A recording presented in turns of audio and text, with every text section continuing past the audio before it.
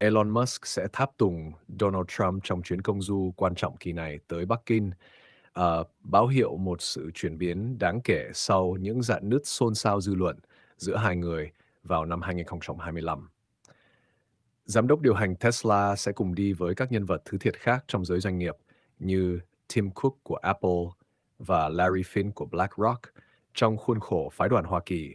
Chuyến đi này quy tụ hơn một tá lãnh đạo doanh nghiệp hàng đầu, trải dài từ Wall Street tới Silicon Valley. Tổng thống Donald Trump đang chuẩn bị cho một cuộc gặp thượng đỉnh với Chủ tịch Tập Cận Bình. Trong đó, hợp tác kinh tế và các mối quan hệ doanh nghiệp được kỳ vọng sẽ trở thành tâm điểm chú ý, một minh chứng hiếm hoi về sự đồng thuận trong giới kinh doanh diễn ra song hành cùng chuyến thăm cấp tổng thống. Chuyến đi này có thể định hình sắc thái của mối quan hệ kinh tế giữa Hoa Kỳ và Trung Quốc trong tương lai khi các quan chức Hoa Kỳ cho biết Tổng thống mong muốn thảo luận về việc thành lập một hội đồng đầu tư và một hội đồng thương mại chung với Trung Quốc. Theo đó, các lãnh đạo doanh nghiệp rất có thể sẽ thu hút sự chú ý của dư luận, không kém gì chính cuộc gặp song phương giữa hai nguyên thủ. Well, we're going to see what happens. We're only making a good deal.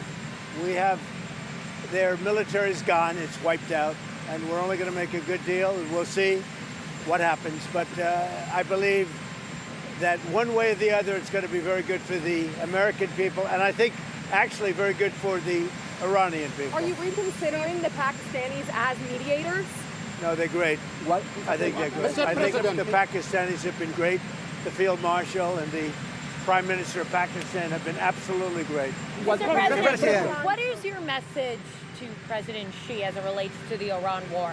Well, I think number one, we're going to have a long talk about it. I think he's been relatively good, to be honest with you. You look at the blockade, no problems. They get a lot of their oil from that area. We've had no problem, and he's been a friend of mine. He's been somebody that we get along with. And I think you're going to see that good things are going to happen. This is going to be a very exciting trip. A lot of good things are going to happen. Mr. President, Do you think he needs to intervene at all with the Iranians? I don't Do you think think he he can does, help no. in any way? No, I don't think we need any help with Iran. We'll win it one way or the other. We'll win Mr. it. President. We'll win it peacefully or otherwise. Their Navy's gone. Their Air Force is gone. Every single element of their war machine is gone. They've killed a lot of people. They've killed 42,000 people at least over the last month and a half. We win. I mean, Mr. President. no matter how you cut it. Mr. President, what do Do you you, think do you of the... believe, do you believe, Mr. Curtis here, Mr. President, do you believe your visit to China will impact of international economy and price of It's oil? going to be a positive. We're going to have a very good meeting. I spoke with President Xi. We both look forward to the meeting. It's going to be great. And Mr. President, Mark, Mr. President, what is going to be your red line to end the ceasefire for you? What will it take to pull the plug? Well, we're going to see, and we'll be thinking about it on the flight, and we'll be thinking about it for the next little while. But we've beaten their militaries very soundly. That's over with. The blockade is very effective. It's been 100% effective. And one way or the other, it's going to work out very well. It's going to work out very well. I think you're going to have so much oil, you're going to have a gusher of oil like you've never had before. So when oil goes up a little bit, I thought it would go up much more. If you go back 3-4 months ago, when we were contemplating, we assumed oil would go much higher. Yesterday it was at $99. And if you think about it, I would have taken that all day long because it's very simple. Iran cannot have a nuclear weapon. They will not have a nuclear weapon. They know that. They've agreed to that. And then that's not what they said to me when it came to pay. We don't play games. They're not going to have a nuclear weapon. Mr. President, Mr. President, you promised to bring inflation down. It's now at its highest level in 3 years. Are your policies not working? What's happening? Policies are working incredibly. If you go back to just before the war, for the last 3 months, inflation was at 1.7%. Now, we had a choice. Let these lunatics have a nuclear weapon. If you want to do that, then you're a stupid person, and you happen to be. I mean, I know you very well. Anybody that wants them to have a nuclear weapon is a stupid person. So we said we're going to take the greatest stock market in history, and we're going to go down a little bit. And actually, that turned out to be incorrect because our stock market is now at the highest point in history, which frankly surprised a lot of people. It's a very simple message. Iran cannot have a nuclear weapon, and they won't have a nuclear weapon. And that's 100%. Their Navy is gone, their Air Force is gone, their anti-aircraft is gone, their radar is gone, their leaders are gone. They're all gone. Iran will not have a nuclear weapon. Are you ready to extend the waiver on Russian oil to use the global food crisis? We're going to do whatever is necessary, and as soon as this war is over, which will not be long, you're going to see oil prices drop, and you're going to see a stock market, which is already at the highest point in history, go through the roof. You're going to see the golden age of America, frankly, and you're seeing it now. So as soon as this is, don't forget, you have hundreds of ships that are loaded up with oil that want to come out. As soon as they come out, we're going to have a gusher of oil, and you're going to have inflation that goes way down. Now, with all of this, inflation is much lower than it was under Biden. Biden had the highest inflation in the history of our country. Inflation is nothing by comparison, but our inflation is just short term. Because if you go from just before the war, we were for the last 3 months 1.7%. And now what you have is as soon as this war is over, you're going to see inflation go down to probably 1.5%. Will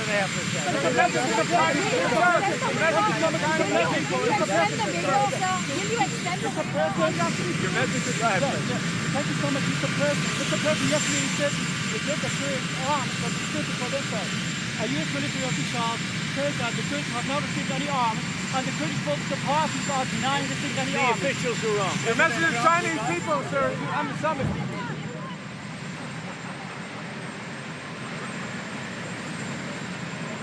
Is we have a ballroom that's under budget. It's going up right here. I've doubled the size of it because we obviously need that. And we're right now on budget, under budget, and ahead of schedule. I doubled the size of it, you dumb person. It's double the size. You are not a smart person. Right over here. Wait a minute. Right over here. And based on a lot of things that have happened over the last year, we doubled the size of the ballroom.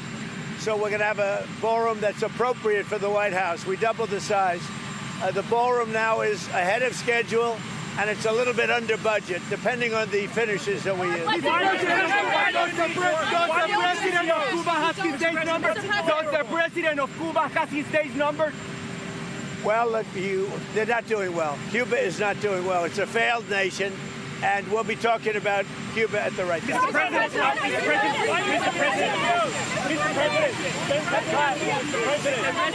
ask you about Venezuela.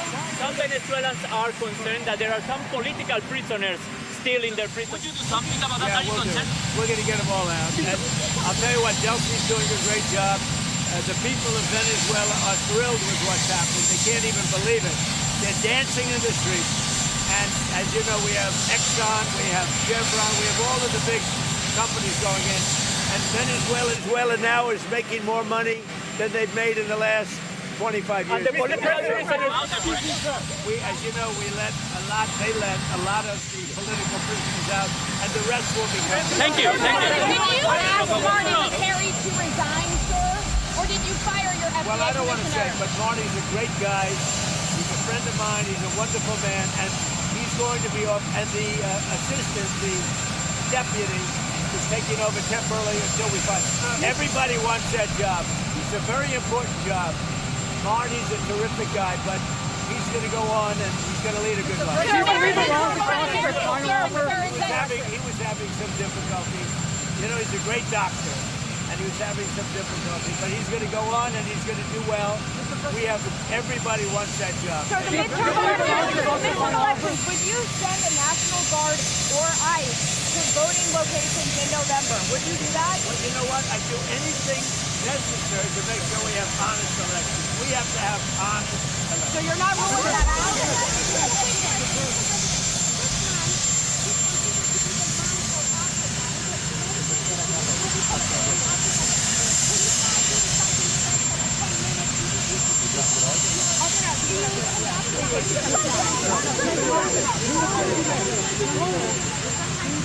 Fire is on life support.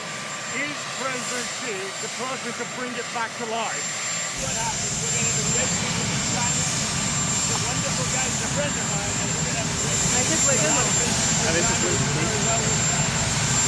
maybe well with us. Relationship is we're going to have a great meeting. Whatever we can do to help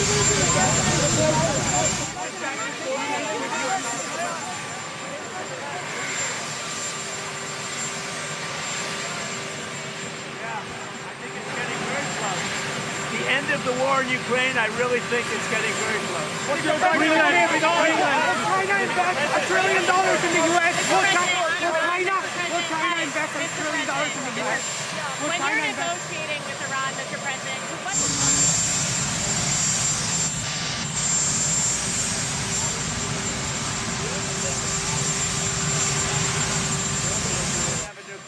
I don't think about American financial situation. I don't think about anybody. I think about one thing. You cannot let Iran have a nuclear weapon. That's all. That's the only thing. Mr. President, will China invest $1 trillion in the U.S. or NATO? Dan? What is more broken, NATO or OPEC?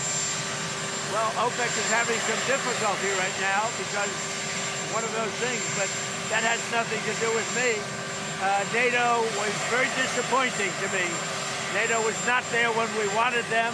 We don't need NATO. We don't need NATO. But if we did need them, they just weren't there.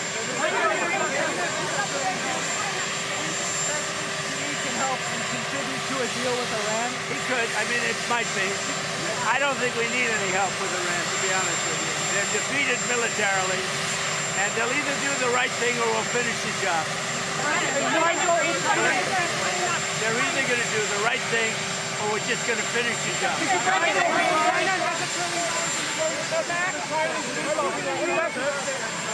message, sir, to the Chinese people as you embark on this summit.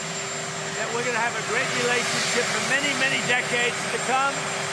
My relationship with President Xi is a fantastic one. We've always gotten along, and we're doing very well with China, and working with China has been very good. So we look forward to it.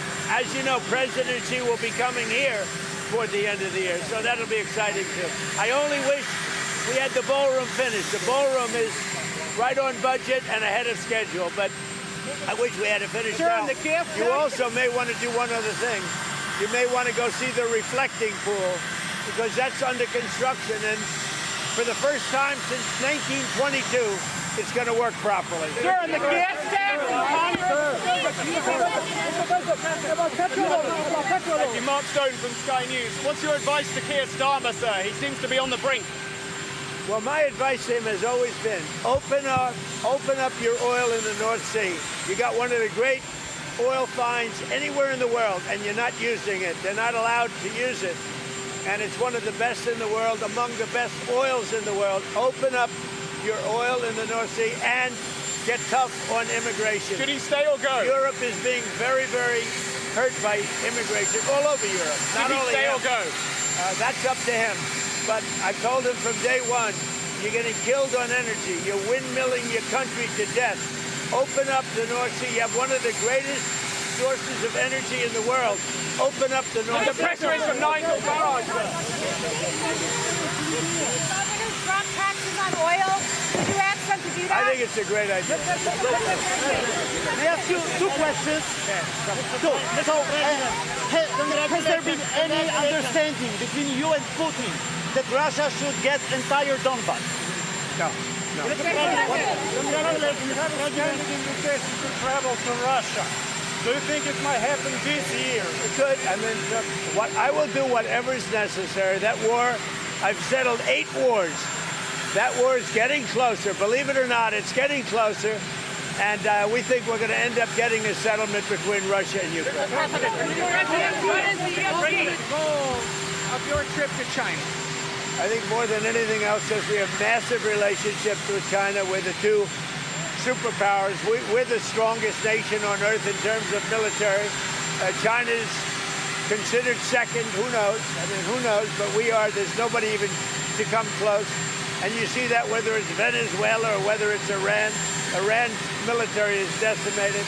I have a great relationship with President Xi, and I think it's going to remain that way. We have a lot of things to discuss.